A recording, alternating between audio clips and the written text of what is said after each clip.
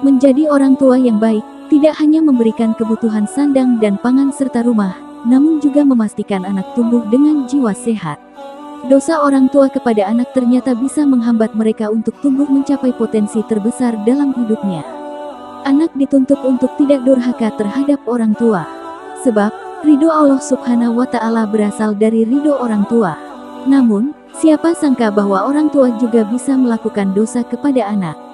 Setidaknya ada 6 dosa orang tua kepada anak yang dibenci Allah. 1. Bersikap kasar pada anak. Bersikap kasar pada anak adalah salah satu dosa orang tua kepada anak yang paling dibenci Allah. Kita sangat tidak dianjurkan untuk bersikap kasar karena perilakunya yang tidak kita sukai.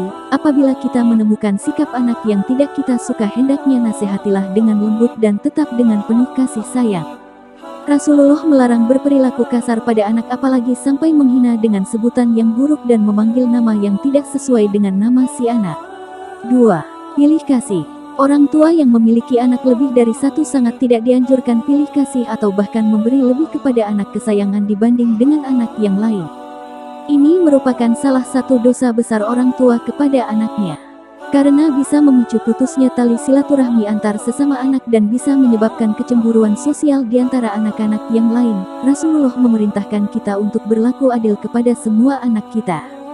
3. Membanding-bandingkan anak. Kebiasaan orang tua yang membanding-bandingkan anak akan menimbulkan perasaan rendah diri pada anak yang lain. Bisa kita lihat atau bahkan sering kita lakukan sendiri adalah membandingkan nilai pelajaran anak dengan temannya yang memiliki nilai jauh lebih tinggi. Padahal kita semua tahu belum tentu setiap anak mempunyai kemampuan yang sama. Hal ini menjadi salah satu dosa besar orang tua pada anaknya. 4. Mengekang kebebasan anak. Membiarkan anak bermain adalah salah satu hal yang sangat penting dalam masa pengenalan lingkungan. Hal terpenting adalah tetap harus diberikan arahan mana yang baik dan mana yang kurang baik. Mengekang kebebasan anak adalah dosa besar orang tua pada anak, sehingga orang tua sebaiknya memberikan anak kesempatan untuk bermain. 5. Mendoakan keburukan anak. Berdoa bukan hanya di setiap selesai mengerjakan ibadah saja, bahkan setiap ucapan yang keluar dari mulut orang tua semuanya bisa dikatakan sebagai doa. Terkadang orang tua tidak sadar apabila mendapati anak yang tidak mematuhi perintah kita akan berkata buruk kepada anak. Padahal setiap ucapan yang keluar dari mulut orang tua merupakan doa. Dan berkata buruk pada anak merupakan dosa besar orang tua pada anak. 6.